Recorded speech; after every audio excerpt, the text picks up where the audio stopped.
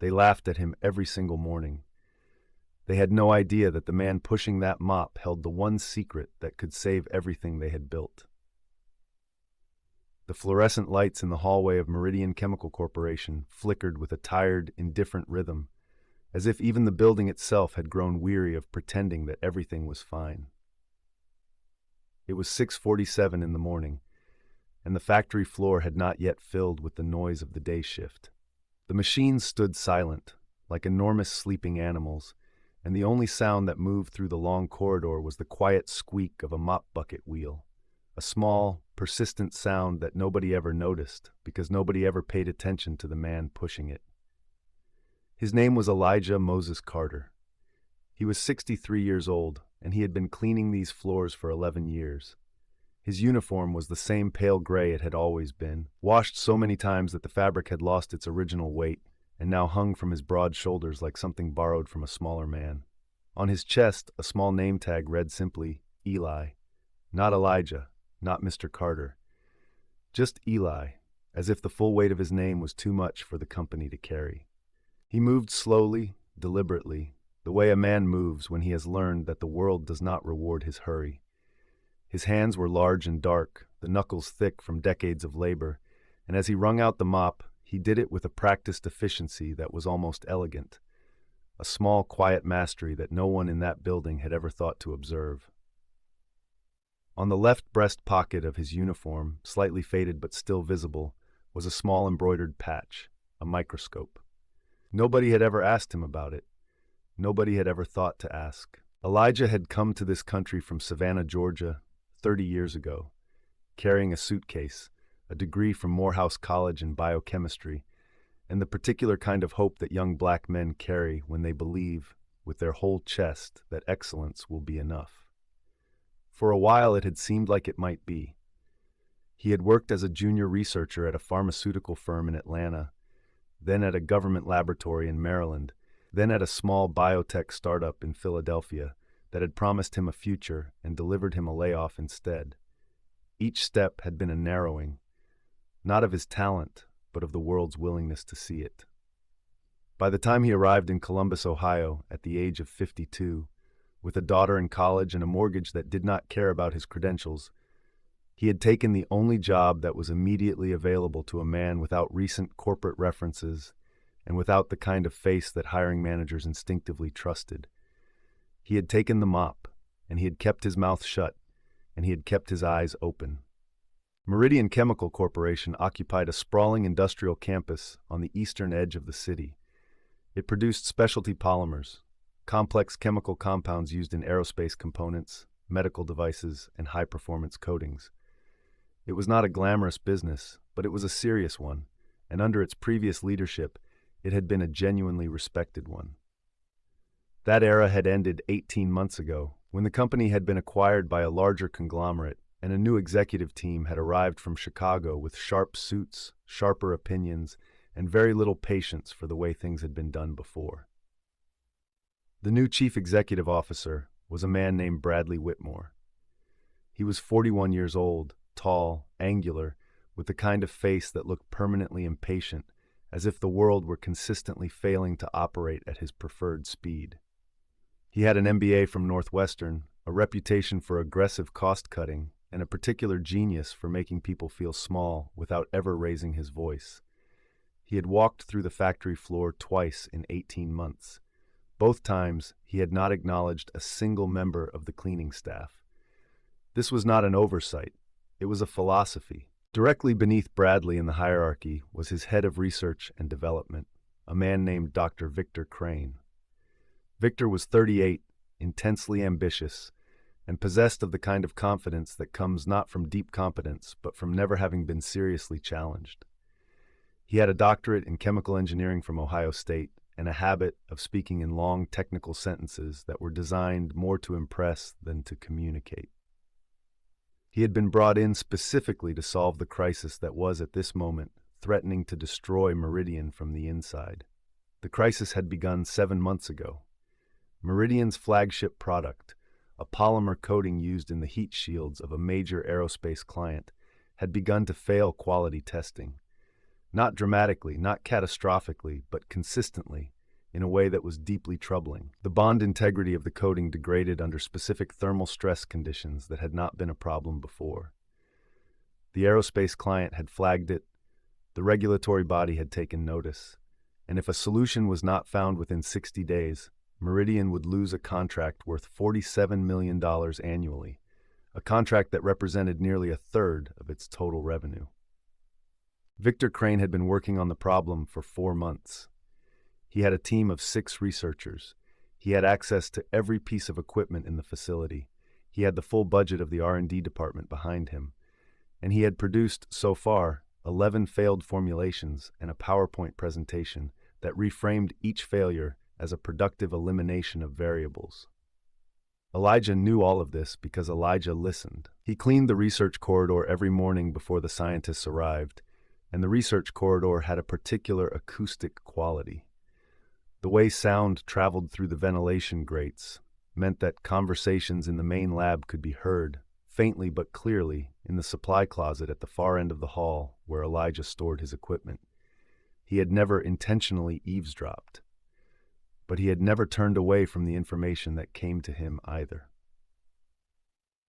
And over the months, he had assembled, in the quiet architecture of his mind, a complete picture of what was going wrong and exactly why. He knew because he had spent 6 years in polymer research in the 1990s. He knew because he had read the same class of problem in a German academic paper published in 2019 that he had found through a university library database he still maintained access to through a former colleague. He knew that the degradation was not a formulation problem at its core. It was a curing process problem.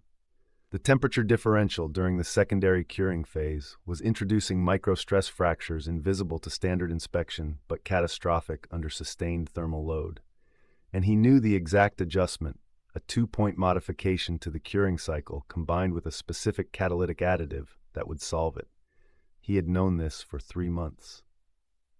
He had not said anything, not because he was afraid, though fear was not entirely absent. He had not said anything because he had tried once, early in his time at Meridian, to contribute something. A safety observation about a chemical storage protocol that he recognized as non-compliant with OSHA Regulation 1910.1200. He had written it up carefully on a notepad and left it, unsigned but clearly from the cleaning staff, on the safety manager's desk. It had been thrown away. He had seen it in the recycling bin 2 days later. He had retrieved it, folded it, and placed it in his jacket pocket, and he had carried it there for weeks afterward. Not out of bitterness, though bitterness would have been entirely justified, but as a reminder to himself of the precise dimensions of the world he was operating in. But 60 days had a weight to it that 3 months of silence could not sustain forever. He was in the supply closet on a Tuesday morning when he heard it. Not a technical discussion this time, but something rawer. Through the ventilation grate came the voice of Dr. Victor Crane, and for the first time since Elijah had been listening, Victor's voice was not performing confidence. It was cracking under the weight of something genuine.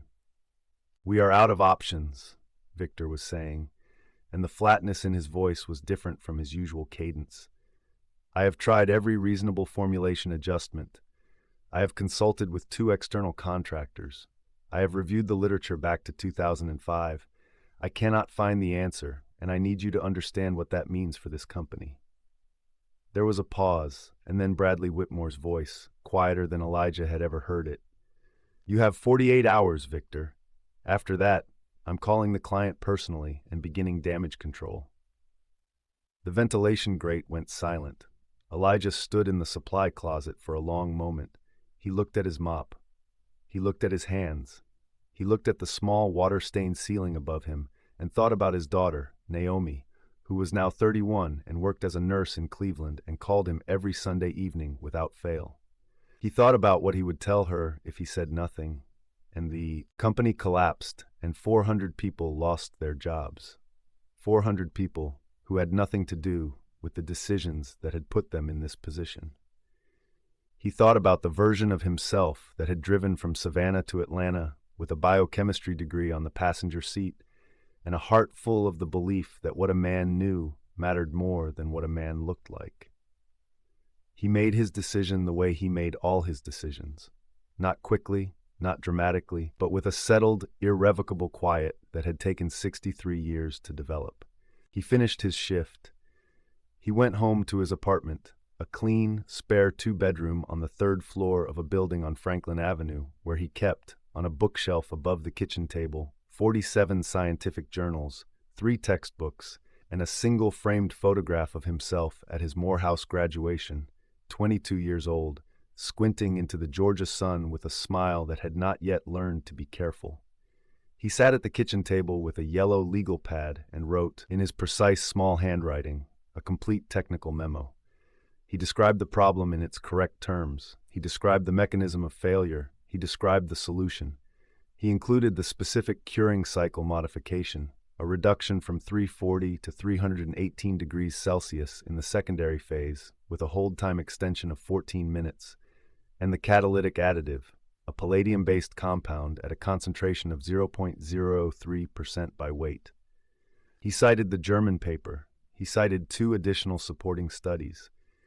He wrote it the way he had written research memos 30 years ago, with the same economy and the same exactness, and when he was finished, he read it twice, corrected 1 citation, and placed it in a plain envelope.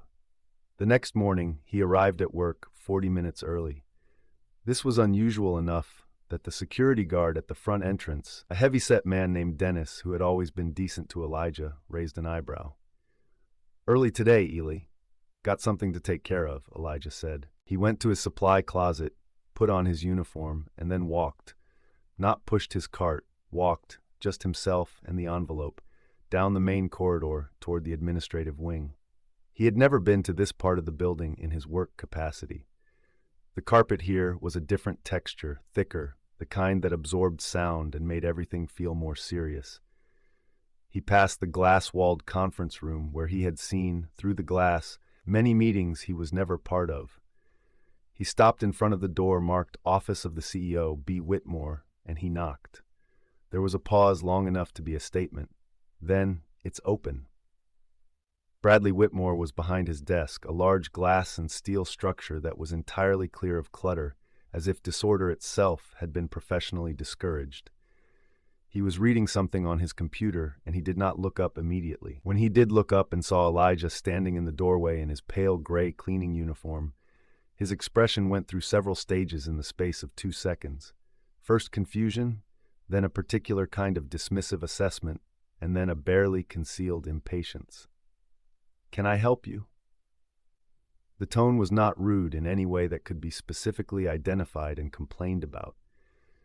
It was simply the tone of a man who has already decided that whatever this is, it is not worth very much of his time. Elijah stepped into the office. He did not apologize for being there.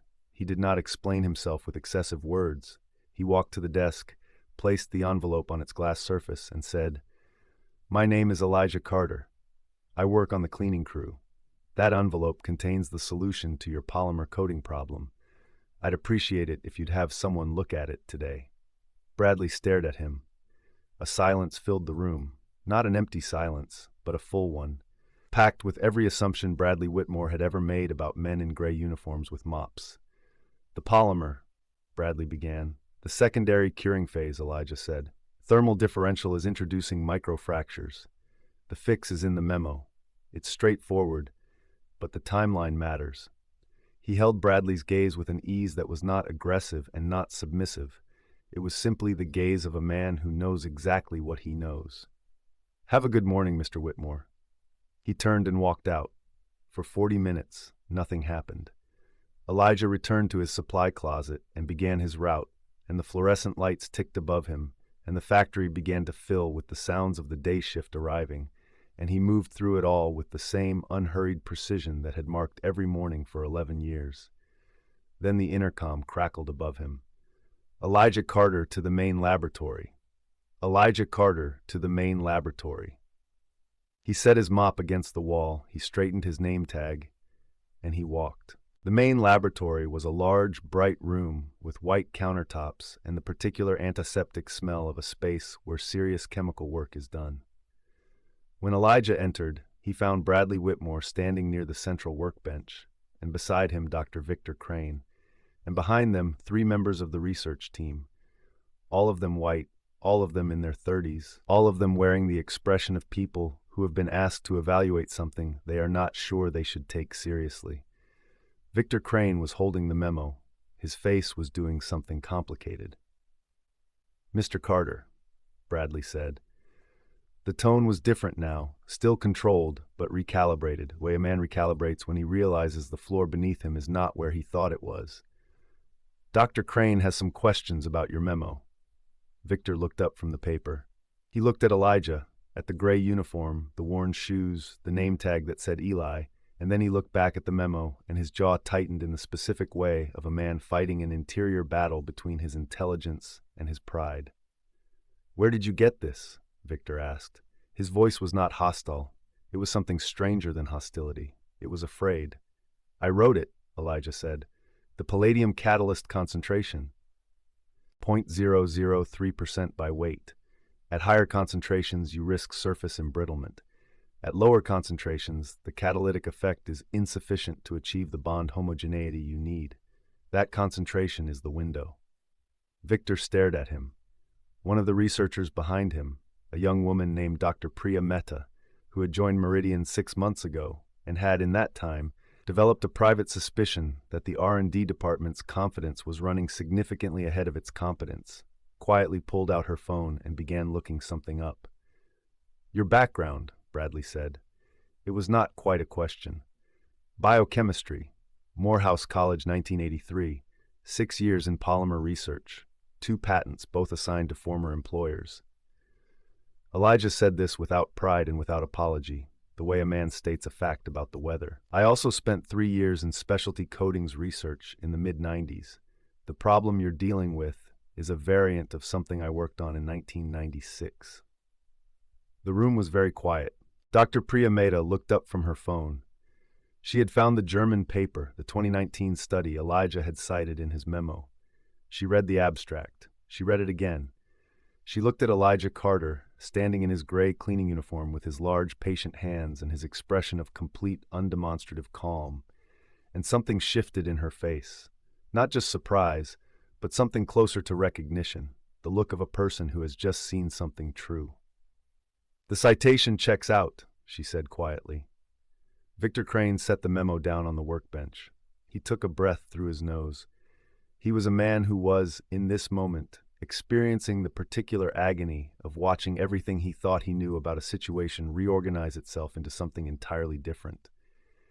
He was a man who had spent 4 months failing to solve a problem that the man who cleaned his laboratory floor had solved 3 months ago.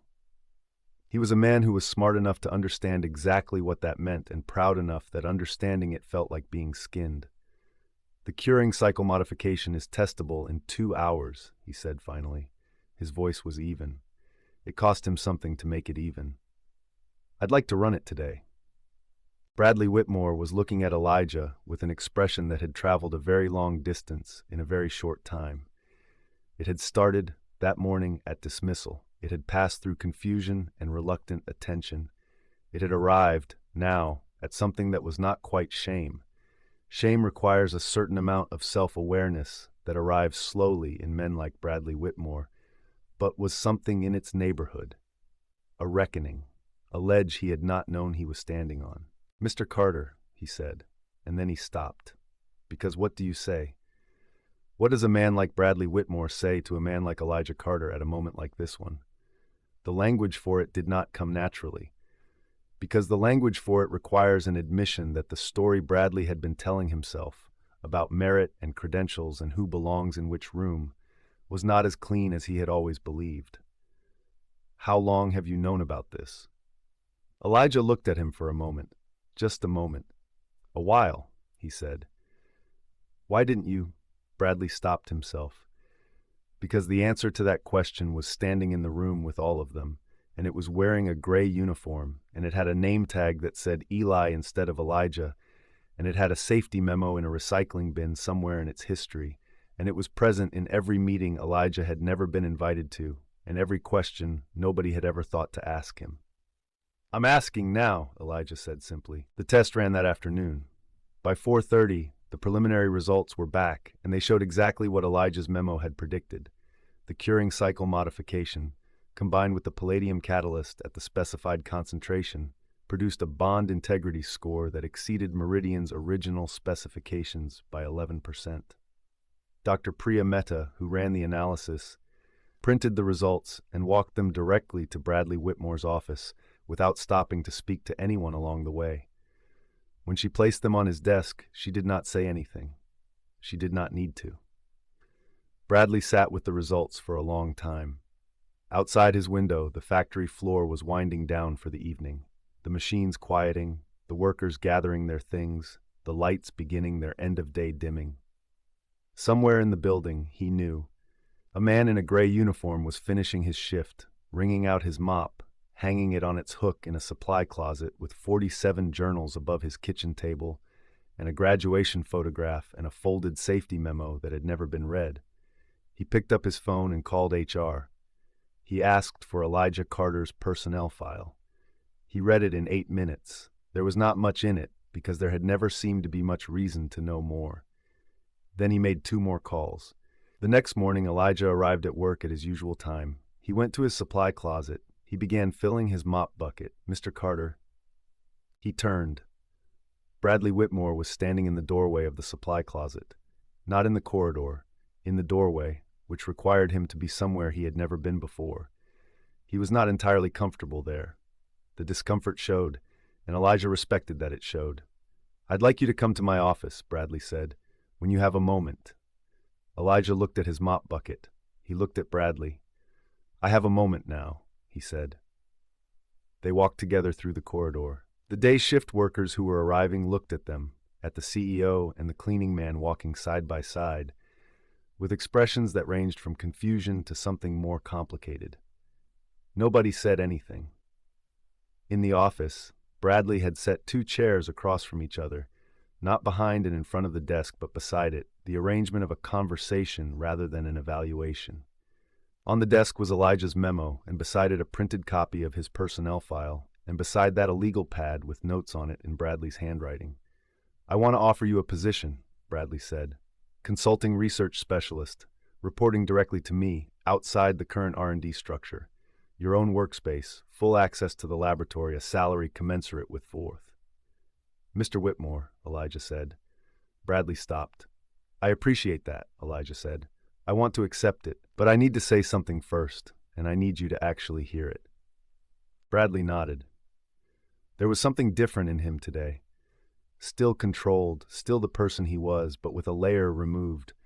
The way a house looks different after a strong wind has taken something from it that you didn't know was there until it was gone.